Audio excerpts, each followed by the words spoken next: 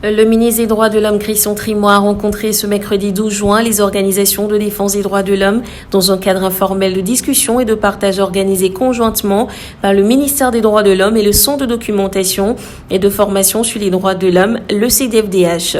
Cette rencontre visait à renforcer la collaboration entre les institutions de la République et les acteurs de la société civile pour une meilleure protection et promotion des droits humains au Togo. Ce dîner d'échange a aussi été soutenu par le Panel Watch et pour ses membres, cette soirée d'échange est un bel exemple de démocratie qui prouve l'effort du gouvernement togolais de se rapprocher de la société civile. Ce type de concertation constitue l'une des plus vibrantes et des plus belles expressions de la démocratie.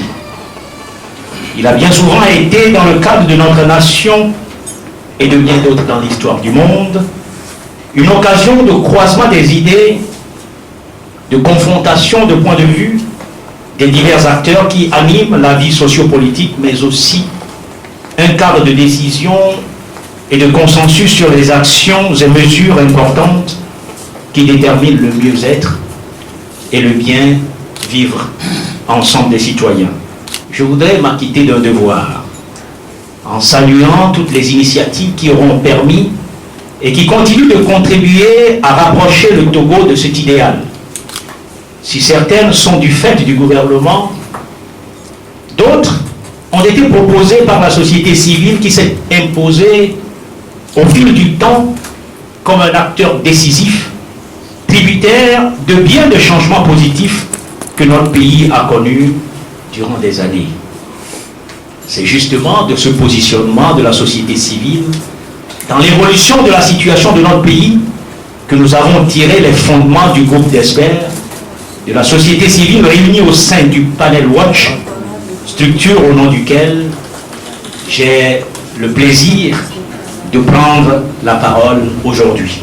Le Panel Watch a été mis en place par le Centre de documentation et de formation sur les droits de l'homme, dont il est l'instance principale d'orientation sur les questions liées au respect des standards internationaux dans le domaine des droits humains. C'est donc un secret de polichinelle d'affirmer ici que votre nomination à la tête de ce département ministériel dédié aux droits humains et aux relations avec les institutions de la République, lorsque nous connaissons votre background ainsi que votre parcours personnel, est venu renforcer cette collaboration et susciter chez nous beaucoup d'espoir pour l'amélioration de la situation des droits de l'homme dans notre pays.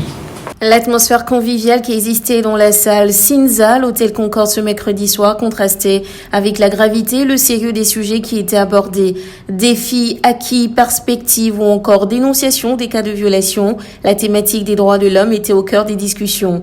Il s'agissait de mettre à la disposition des ODDH un cadre ad hoc d'échange et de plaidoyer auprès du ministre sur leurs différentes préoccupations en matière des droits de l'homme. Plusieurs acteurs étaient présents à ce dîner. Ici sont tous d'accord que les droits de l'homme ont connu une avancée considérable au Togo et reconnaissent que les défis restent encore à relever dans différents domaines. Le ministre a été nommé, a eu à le rencontrer et à lui exprimer les préoccupations de la société civile, notamment de la Ligue togolaise des droits de l'homme. Et elles sont beaucoup plus centrées sur la question de l'impunité. La Ligue a par la suite sorti son rapport pour encore réitérer cette préoccupation. Est-ce que ces préoccupations ont été portées à la tête, au sommet de l'État, pour que chacun puisse prendre ses responsabilités? Est-ce qu'à ce jour, nous avons une idée sur les personnes victimes des situations pendant les périodes de trouble? Nous sommes aussi très préoccupés par la situation des victimes ou des personnes dans les zones extractives. Je pense que vous pouvez parler nous parlons beaucoup plus aussi des droits civils et politiques. La question des droits économiques et sociaux aussi est très importante parce qu'aujourd'hui, dans les zones extractives, lorsque vous faites un tour, je pense quand même qu'il y a ce que moi j'appelle un scandale social. Sur la question du droit à la justice, nous avons souvent porté des plaintes devant nos juridictions depuis 2006-2007. Et toutes les plaintes qui ont été déposées devant nos juridictions pour les victimes de violation des droits de l'homme et les victimes de torture n'ont jamais été instruites. Et enfin, Vous êtes sans savoir que nous, acteurs de la société civile, nous, les défenseurs des droits de l'homme, les activistes qui travaillent régulièrement pour la question des droits de l'homme, ne sont pas assez protégés. Il y a une nouvelle loi portant composition, organisation et fonctionnement de la CNDH et qui a arrimé le mécanisme de prévention de la torture à la CNDH. Et donc la dernière fois, nous avons rencontré les organisations de défense des droits de l'homme et nous leur avons dit, et c'est ce que je voudrais encore rappeler ici, que la Commission nationale des droits de l'homme est disposée à collaborer avec tous les acteurs de la société civile qui vont dans ce sens pour que nous puissions ensemble travailler en synergie pour pouvoir essayer de réduire ces questions qui deviennent de plus en plus récurrentes dans notre pays. Relativement aux libertés de manifestation également, je pense que c'est une responsabilité collective que nous devons partager pour sensibiliser au maximum sur ces questions-là, parce que je pense que chacun de nous a sa part de responsabilité dans tout ce que nous déplorons en ce qui concerne le droit à manifester dans notre pays. La violence faite aux filles et aux femmes, les violations de la liberté de manifestation qui se comptent en nombre, l'atteinte à la vie lors des manifestations, le respect des droits des personnes âgées, l'atteinte aux droits environnementaux, l'impunité et la non-poursuite des présumés auteurs des violations, autant de sujets qui ont été présentés sans langue de bois au ministre Trimois. La présidente de la CNDH, Madame Polo, a exhorté le ministre à veiller à ce que les différentes recommandations soient appliquées, notamment sur les conditions de prévenus, tout en invitant les ODDH à saisir et attirer l'attention de la CNDH en cas de besoin. Monsieur Damien Mama, coordinateur du système des Nations Unies au Togo, a rappelé le principe d'indivisibilité qui devrait prévaloir dans les droits de l'homme quand on sait que certains domaines attirent l'attention plus que d'autres. Il a encouragé le gouvernement, les ODDH et la société civile à continuer ces moments d'échange qui permettront de relever les défis et de trouver des solutions pérennes. Après les différentes préoccupations soulevées par les uns et les autres, le ministre Trimois a partagé avec les organisations de défense des droits de l'homme et les diplomates la vision et les priorités du gouvernement togolais sur la question, en précisant que le gouvernement togolais n'est pas dans le déni. Mais nous avons un avantage ce soir, c'est d'avoir autour de cette table non seulement un ministre en exercice, mais deux ministres, deux anciens ministres des droits de l'homme, qui connaissent bien l'histoire de notre pays, qui l'ont dirigé dans des temps troubles. Jean Degris, dans une période trouble, Madame Polo, dans une période plus récente, mais également trouble.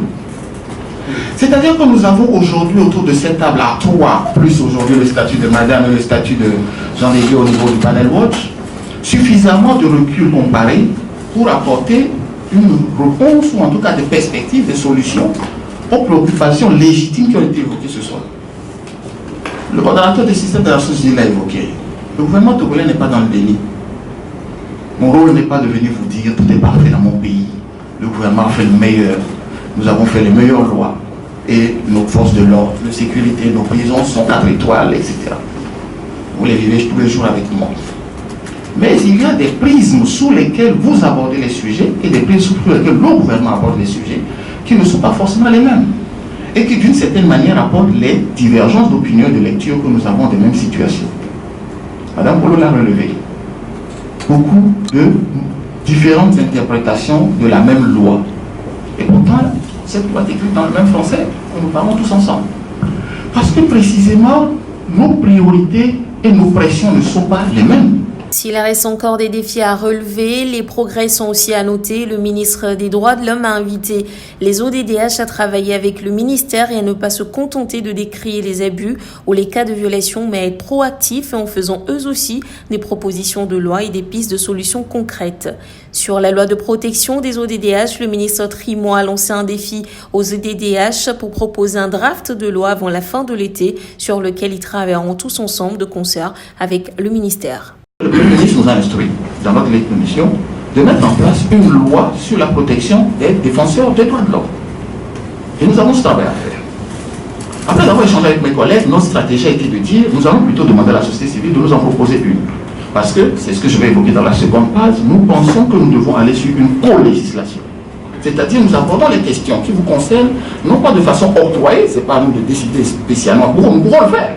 Mais si vous ne prenez pas l'initiative, nous le prenons. Et ça, je vous assure que je vais le faire très vite. Mais je préfère encore avoir un draft de zéro qui vient de vous. Parce qu'à ce moment, vous aurez fait la réflexion, vous aurez mis vos critères qui vous paraissent acceptables de votre niveau.